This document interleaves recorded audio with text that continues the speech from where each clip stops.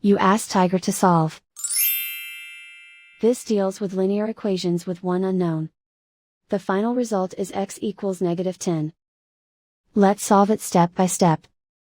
Isolate the x. Multiply both sides by 24. Group like terms. Multiply the coefficients. Simplify the arithmetic. Multiply the fractions. Simplify the arithmetic. Convert the x into a positive number. Multiply both sides by -1.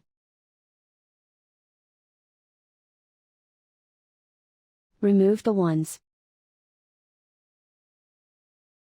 Simplify the arithmetic.